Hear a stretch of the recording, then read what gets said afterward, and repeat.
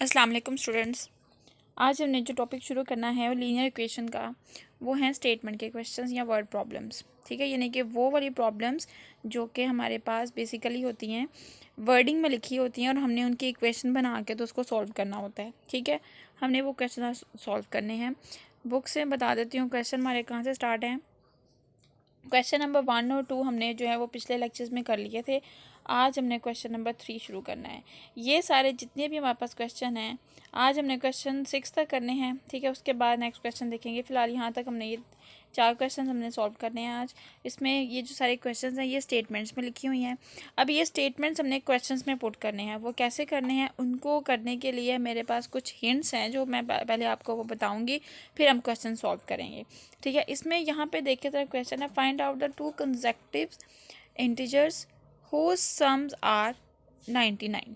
यानी कि हमारे पास 2 ऐसी वैल्यूज़ हैं जिनको सॉल्व करें, यानी कि जिनको प्लस करें तो आंसर हमारे पास आता है 99। ये जो स्टेटमेंट बताई गई है इसका मतलब ये है कि 2 हमारे पास ऐसे वर्ड हैं, सॉरी ऐसे जो है डिजिट्स हैं, ऐसे इंटीजर्स हैं जिनको हम लोग प्लस करेंगे तो हमारे पास आंसर आएगा 99। ये इक्वेशन हमने बनानी है, लीनियर इक्वेशन। तो इसके लिए पहले हिंट्स हैं कुछ, वो देख लें। जी, तो यहाँ मैंने हिंट्स लिखे हैं। सम का मतलब ये होगा आंसर ऑफ प्लस, यानी कि प्लस का जवाब। ठीक हो गया।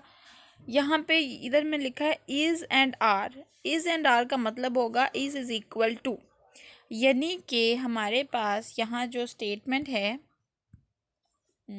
यहाँ पे R99, इसका मतलब ये होगा कि हमने इसके साथ जो है इज़ इक्वल टू लिखने के बाद लिखना है 99।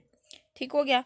इससे आगे 2 इंटीजर्स हैं, वो हमने सपोज कर लेने हैं। हमें वैल्यूज़ का नहीं पता तो हम सपोज ये कर लेते हैं कि पहला इंटीजर हमारे पास होगा x और सेकेंड इंटीजर को उन्होंने कहा है कि प्लस करने से, तो सेकेंड इंटीजर हम लोग सपोज कर लेते हैं x+1।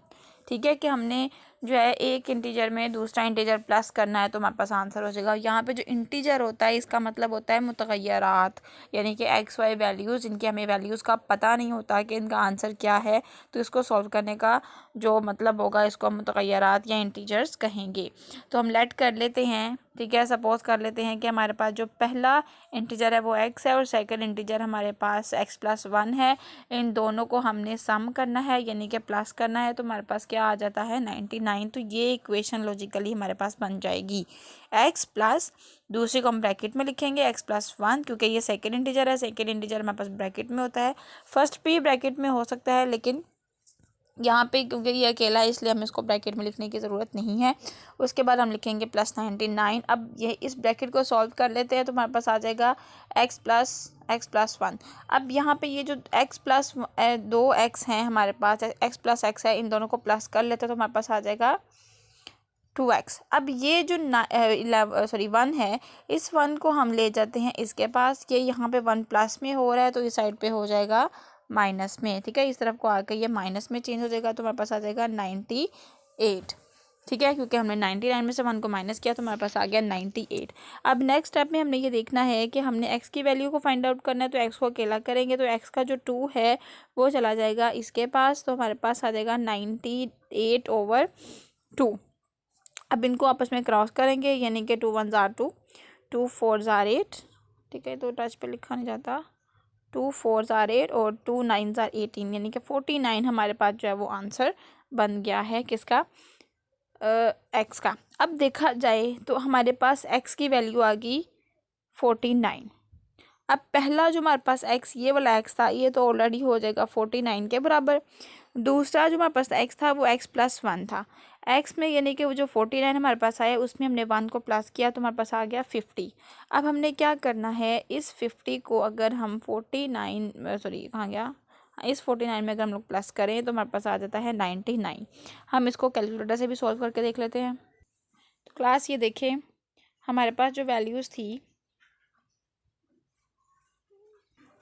वो थी 49 प्लस 50, तो हमारे पास 99 जो है वो आ गया, जैसे कि इक्वेशन में हमें बताया गया था।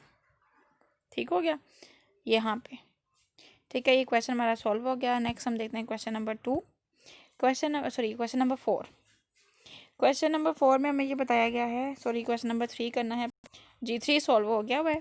अब हम आगे 4 को देखते हैं। 4 क्वेश्चन में क्या बताया गया है, find out the 2 consecutive odd integers. Odd से मुराद होता है, हिंट्स देखते हैं हम पहले। हिंट्स में मैंने यहाँ पे जो क्वेश्चन आएगा उसके मुताबिक जितने भी हिंट्स बनेंगे पहले मैं वो आपको बताऊंगी। ऑड नंबर्स हमारे पास वो नंबर्स होते हैं जो कि 2 पे डिवाइड नहीं होते, जैसे कि 1, 3, 5, 7, 11। तो इसका मतलब ये हुआ कि क्वेश्चन में हमें जो बताया गया है वो ऑड नंबर्स के बारे में बताया गया है कि हमने ऑड नंबर को प्लस करना है। ठीक है, यहाँ पे ऑड नंबर्स को प्लस करना है। ठीक है, यहाँ पे सम लिखा हुआ है, सम से मीन के प्लस, इज़ मतलब इज़ इक्वल टू 140। तो हम ये लेट कर लेते हैं कि हमारे पास जो फर्स्ट ऑड इंटीजर है वो होगा 2x प्लस 1। अब यहाँ पे 2x क्यों लिखा हुआ है, क्योंकि हमारे पास ऑड नंबर्स की बात हो रही है। तो ऑड नंबर्स के लिए हमने यहाँ पे 1 और 3 तो लिख लिया, लेकिन हमारे पास जो x होगा हमने उसको इवन में कर देना है। ठीक है, ये रूल है ऑड इंटीजर्स को करने का।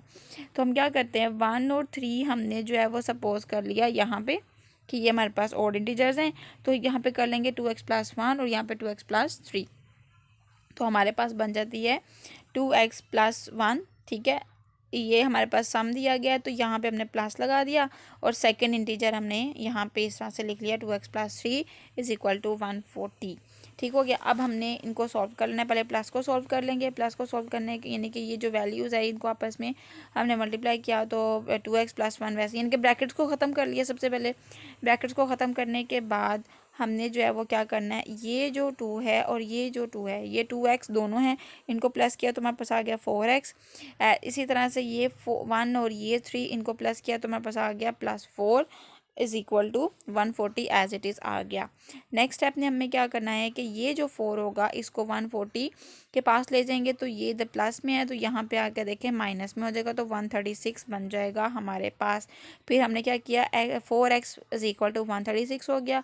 अब हमने फाइंड आउट करनी है x की वैल्यू। x को करेंगे अकेला तो ये जो 4 होगा ये हमारे पास आ जाएगा यहाँ पे। तो हमारे पास वैल्यू बन जाएगी 136 ओवर 4। दोनों को आपस में हमने डिवाइड किया तो हमारे पास आ गया 34। इसका मतलब ये हुआ कि हमारे पास जो न्यू इंटीजर जो वैल्यू आई है x की वो आई है 34। अब इसी इक्वेशन में हम वैल्यू पुट करते हैं तो हमारे पास 140 ऑटोमेटिकली आ जाएगा। पहला इंटीजर हमारे पास 2x प्लस 1 था, दोनों को आपस में सॉल्व किया यानी कि x की जगह हमें 34 लिख लिया, दोनों को मल्टीप्लाई किया प्लस किया 1 के साथ तो हमारे पास 68 प्लस 1 आ गया। इस तरह से 3x प्लस 3 है तो इनको आपस में हमने किया हल तो ये आ गया 68 में हमने 3 को प्लस किया तो हमारे पास आ गया 71। अब हम इन दोनों को जमा करके देखते हैं कि हमारे पास 140 आता है या नहीं। जी तो हम सॉल्व करते हैं। 69 प्लस 71, ओ तो माइनस हो गया, 69 प्लस 71, सॉरी 69 प्लस जी। तो यहाँ पे हमारे पास 140 आ गया। ठीक हो गया। अब हम आगे सॉल्व करते हैं नेक्स्ट क्वेश्चन। जी तो क्वेश्चन नंबर हमारे पास 5 है।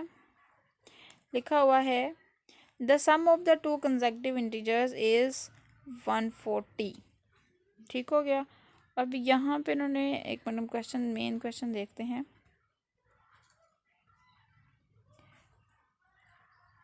बेटा क्वेश्चन जरा आप देखिएगा, आपके पास जो क्वेश्चन नंबर 5 है वो लिखा हुआ है the sum of the 2 integers even integers हैं। ठीक है, वहाँ पे मैं इवन लिखना भूल गई हूँ। तो इवन इंटीजर्स हैं हमारे पास, यानी कि इवन इंटीजर्स कौन से होते हैं जो कि 2 पे डिवाइड हो जाते हैं। ठीक हो गया। ठीक है, इवन इंटीजर्स 2, 4, 6, 8, 10। ठीक हो गया। तो इवन नंबर्स के लिए हम लोगों ने यानी कि यहाँ पे जब ऑड नंबर था तो हमने 2x प्लस 1 किया था, फिर 2x प्लस 3 किया था। अब इवन इंटीजर्स में हमने ये देखना है, एक हम x को सपोज करेंगे, एक हम x प्लस 2 कर लेंगे क्योंकि इवन नंबर की बात हो रही है। ठीक है, तो उसको कैसे सॉल्व करेंगे क्वेश्चन देखते हैं अब हम। जी तो क्वेश्चन देखिए, हमारे पास जो 2 इवन इंटीजर्स हैं हम लेट कर लेते हैं। फर्स्ट इंटीजर हमारे पास x है, सेकंड इंटीजर हमारे पास x प्लस 2 है, इवन है इसलिए हम यहाँ पे 2 लिखेंगे। Is equal to 46। अब हम इसको सॉल्व कर लेते हैं। प्लस को सॉल्व किया तो हमारे पास यानी कि ब्रैकेट सॉल्व की तो x प्लस 2 आ गया। फिर हमने x को x में सॉल्व किया तो हमारे पास आ गया 2x + 2 = 46। ठीक हो गया। इसके बाद हमने इसको, ये इधर प्लस में है तो इधर जाके हो जाएगा माइनस में, तो 46 - 2 हो जाएगा। दोनों को आपस में सॉल्व किया तो आ गया 44। ठीक हो गया। अब हमने 2x और 44 यानी कि 2 को इधर ले जाएंगे, डिवाइडर होगा तो 22 कर लेंगे। अब यहाँ पे देखिए ये जो मैंने इधर पोर्शन में लिखा है कि 2x और x = 22, वो ऑलरेडी है। अब इस तरह से जो हमारे पास सेकंड इंटीजर था x + 2, इसमें हमने प्लस करके देखा तो हमारे पास आ गया 24। अब इन दोनों को प्लस करेंगे तो 46 हमारे पास आ जाएगा, जो कि हमें इक्वेशन में दिया गया है। याद रखिएगा बच्चों, अगर हमारे पास इनको प्लस करने से 46 आंसर नहीं आएगा तो इसका मतलब हमारा आंसर गलत है। ठीक है, हमने गलत सॉल्व किया है। ये चेक करना होता है। चेक से मुराद ये कि हमने पड़ताल करनी है इस चीज़ की कि हमने ये जो क्वेश्चन किया है आया वो सही है या नहीं। तो हमें कैसे पता चलेगा? वो हमें जो हमने वैल्यूज़ फाइंड आउट की होंगी उसी वैल्यू को दोबारा इक्वेशन में पुट करके तो पता चल जाएगा। नेक्स्ट हमारे पास है क्वेश्चन नंबर 6 है। ये थोड़ा सा हमारे पास चेंज है। इसमें क्या लिखा हुआ है, अ पैरामीटर ऑफ द रेक्टेंगल का हमने पैरामीटर बनाना है इज द 42 फीट, जो कि 42 फीट है। ठीक है, and its length is 3 feet less than 5 times, यानी कि इसकी जो लेंथ है, इसकी जो लंबाई है वो लेस देन है 5 टाइम्स इट्स विड्थ, इसकी विड्थ से। ठीक है, विड्थ कहते हैं चौड़ाई को और लेंथ कहते हैं लंबाई को। तो यहाँ पे ये बताया गया है कि जो लंबाई है, ठीक है, find out the dimensions of the rectangle. हमने जो है वो डायमेंशंस जो है वो बनानी है। अब हमारे पास जो पैरामीटर है, मैं उसके लिए मैंने क्वेश्चन का जो हिंट बनाया है वहाँ से आपको दिखाती हूँ। यहाँ पर देखें, जो मेरे पास रेक्टेंगल दिया गया है उसकी ये लेंथ, ठीक हो गया, और ये हमारे पास विड्थ यानी कि चौड़ाई और लंबाई हमने जो है वो देखनी है। तो यहाँ पे बताया गया कि उसकी जो लंबाई है वो लेस देन है 5 टाइम्स। अब यहाँ पे ये जो लिखा हुआ है, अगर भी किसी रकम के साथ टाइम्स लिखा है तो उसका मतलब ये उतने गुना बड़ी है। तो जब भी टाइम्स लिखा आएगा हम उनके साथ x को सपोज कर लेंगे। 2 टाइम्स होगा तो 2x हो जाएगा, 3 टाइम्स होगा तो 3x हो जाएगा, या हमारे पास 5 टाइम्स होगा तो 5x हो जाएगा। अब हमें क्वेश्चन में जो बताया गया है, उन्होंने बताया है कि 5x जो है वो लेस है। तो लेस का मतलब होता है माइनस। ठीक हो गया, लेस का मतलब क्या होता है? माइनस। और उसके बाद हमारे पास जो वैल्यू लिखी होगी उस वैल्यू को हम लिखेंगे। ठीक है, क्वेश्चन देखते हैं अब। ये तो क्वेश्चन बच्चों यहाँ पे देखें कि यहाँ पे जो है वो बताया गया 5 टाइम 3 फीट जो है वो लेस है। ठीक हो गया, तो इसका मतलब 5 टाइम्स को हम माइनस करेंगे, लेस में करेंगे, आगे लिख देंगे 3। ठीक है, तो पहली इक्वेशन हमारे पास ये बनेगी। ठीक है, तो हमारे पास जो पैरामीटर है, हमने लेंथ प्लस लेंथ, क्योंकि हमारे पास 2 लेंथ थी, ठीक है, और 2 ही हमारे पास विड्थ थी। अब यहाँ पे हमारे पास जो है वो लेंथ बताई गई हुई है 5 टाइम्स लेस देन 3। ठीक है, और विड्थ हमने सपोज कर लेनी है x।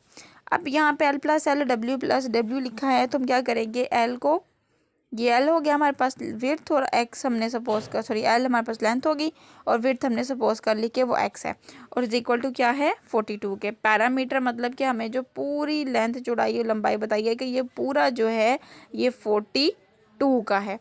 तो हम इसको इस तरह से इसकी इक्वेशन बना लेते हैं। अब इस इक्वेशन को हम सॉल्व कर लेते हैं। कैसे सॉल्व करेंगे? अब ये हमारे पास 2 है तो इसको भी 2x कर लेंगे, यानी कि यहाँ 1 यहाँ भी 1, दोनों को प्लस किया तो 2 आ गया, तो ये वैल्यू आ जाएगी। ये x और ये x प्लस किया तो हमारे पास आ गया 2x। अब हम इसको सॉल्व कर लेते हैं। 2 5 = 10, 2 3 = 6, प्लस माइनस माइनस, तो हमारे पास नई इक्वेशन बन गई 42 = 10x - 6 + 2x। अब हमने क्या करना है, जो तो क्लास यहाँ से देख रहे थे हमने जो है वो इधर इक्वेशन बना ली, इसको दोबारा से ज़रा सॉल्व कर लेते हैं। इक्वेशन हमने बना ली इस तरह से, ठीक हो गया। अब यहाँ पे इसको प्लस किया तो हमारे पास बन गया, इधर भी 1 था तो इधर भी 1, आपस में प्लस करने से हमारे पास ये रकम बन गई।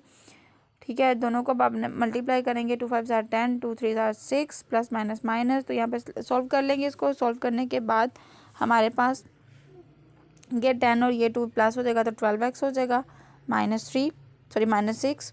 यहाँ पे जो है ये 42 इधर चला जाएगा और इसको इधर ले आएंगे तो हमारे पास आ जाएगा 48।